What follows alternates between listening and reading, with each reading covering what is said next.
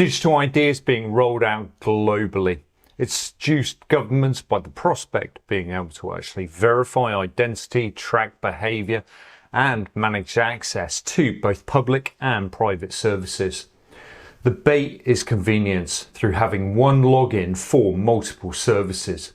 Yet once enrolled, a centralized identity is created which can be used to link identity, financial activity and behaviour. It represents the creation of a dystopian digital cage.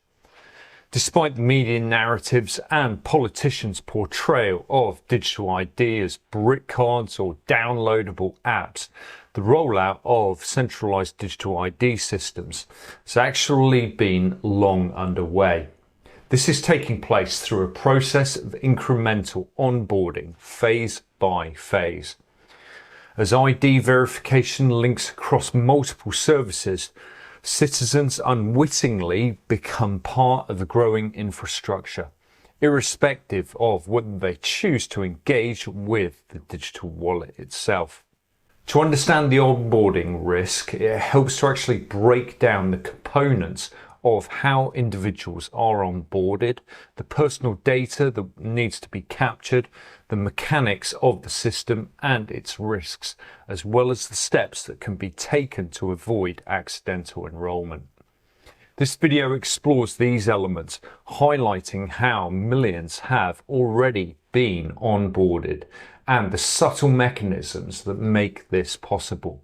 Understanding this architecture is crucial to recognizing risks and protecting personal autonomy. So digital ID consolidates personal information, which I highlight here.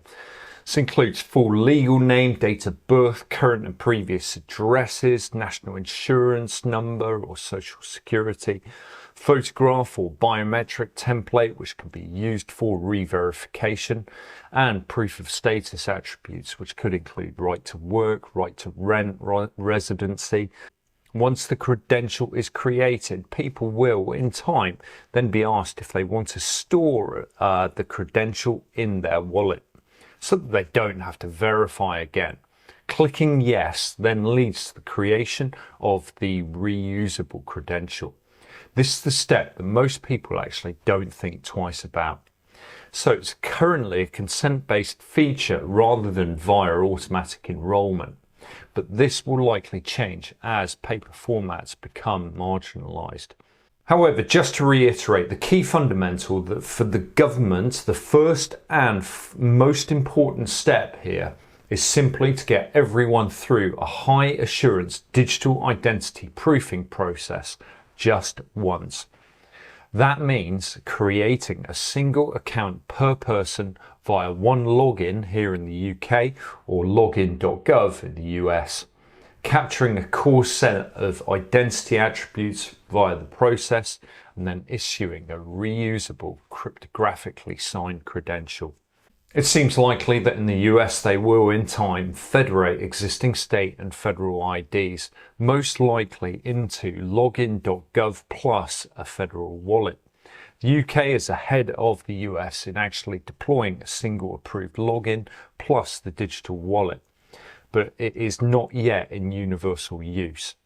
The government service issuer will increasingly use one login to create your verified digital ID. The equivalent service in the US, of course, login.gov, as we've said. In the UK, the Director for Digital Identity at the Government Digital Service claims as of October 2025 that 11 million people have already proven their identity to the system, while this login.gov from July claims 100 million users.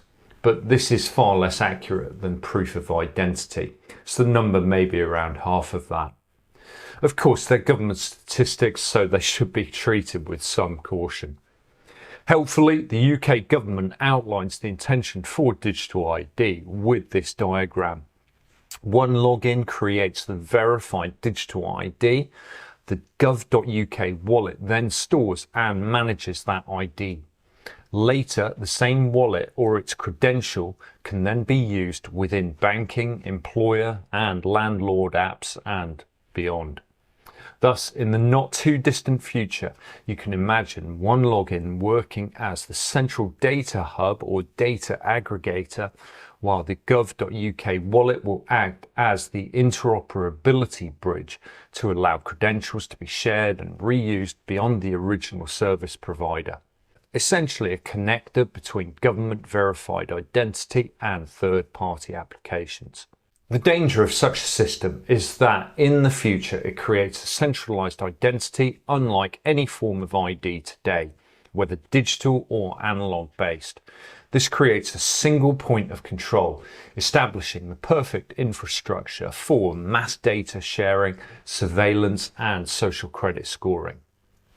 When identity, money, and rights converge in one digital infrastructure, the potential for mass surveillance, behavioral control, and algorithmic AI-based punishment or exclusion becomes distinct reality. Obviously, the situation is dynamic and will change over coming months, but attack points will vary. So to avoid accidental onboarding, understand where this is most likely to happen. And this includes, most obviously, government services, whether it's benefits, universal credit, child benefit, as well as company directors who are being targeted ahead of the November deadline. Then there's private sector services, and that's going to focus on large banks, corporate landlords, and in time, large employers who will adopt digital verification for compliance and efficiency reasons. Then we've got cross-service credential storage. So a service such as gov.uk wallet allows users to store their credentials as we've discussed. You've also got federated login prompts to consider. So any service that presents a login via gov.uk or user verified identity is a potential risk, especially when verification is needed through a certified provider.